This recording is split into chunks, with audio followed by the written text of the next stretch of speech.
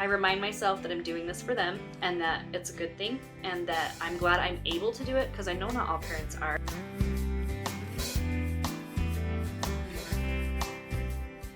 Well, it's May, and you know what that means? The end of yet another traditional school year. I can hardly believe it, but an end of a school year always makes us want to look back. As I think back to when this channel started, schools were closed down and families were forced to do one form or another of home education. And we are excited to share one of those families with you today.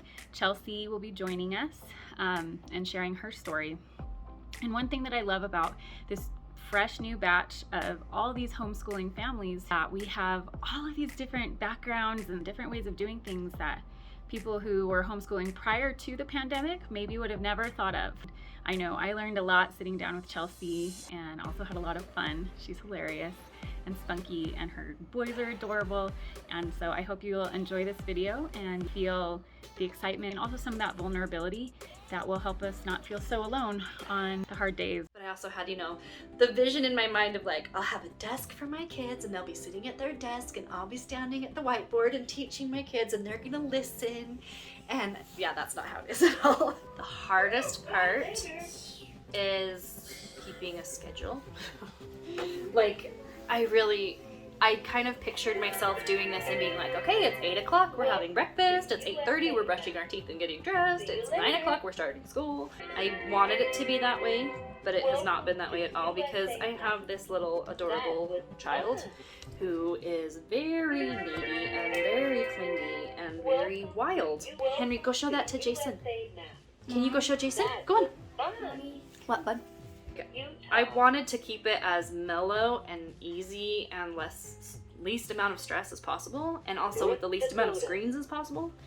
And so we've done a lot of I'm teaching them math, like teaching them how to add and subtract and how to do it with Singapore math and how to do it with regular math and how to, just like I've been teaching that.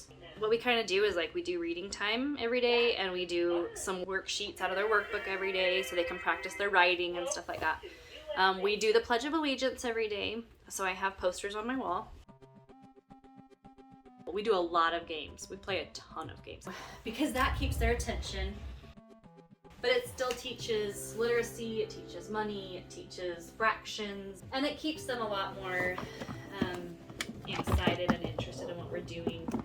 And it doesn't feel like school. They love playing Risk because it's a fun game and they don't feel like they're learning, but they're learning about the world.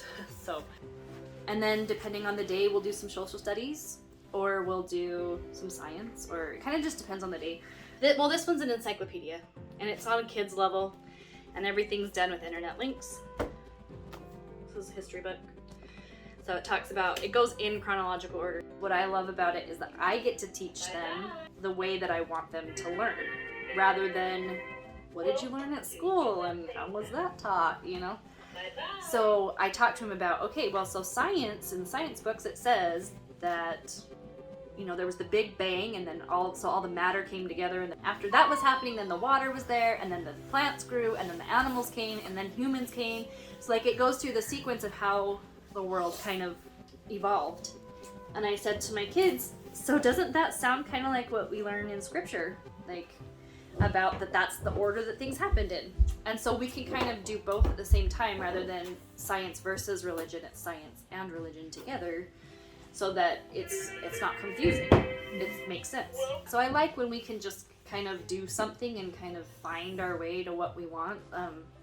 Like when we were doing science, they were asking me questions about evaporation, so we melted some ice cubes in the frying pan and they were like, whoa, that's so cool. I was like, man, I feel like the coolest mom ever right now. Things I wish I would have known. I don't know that there's anything. I don't feel like I've had any major disappointments or like problems. I think I underestimated how hard it would be with my 2-year-old being around. And I think that there are days that I think I could be alone right now. They could be at school right now and I could be alone. Well, with my 2-year-old. And how amazing would that be? And my house is trashed because they're here all the time. And so cleaning doesn't happen as often as I want it to. Naps don't happen nearly as often as I want them to. But then I think about what I'm doing and why I'm doing it. And I remember like, okay, yes, I could send my kids to school and have alone time. But is that alone time for me or for them? And am I helping their future by sending them to school, or by having them at home and building better relationships with their brothers and with me and with their dad?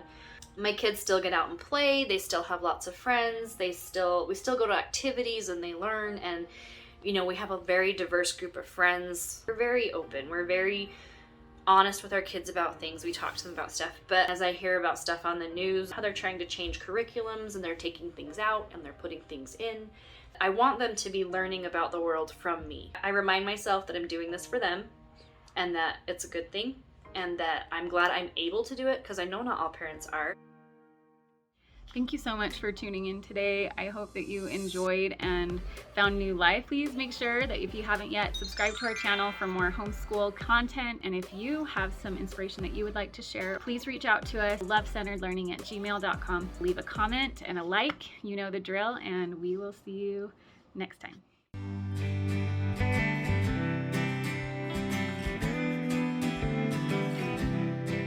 Okay, wait, what was the question? Is he kissing me? Oh, baby, so cute.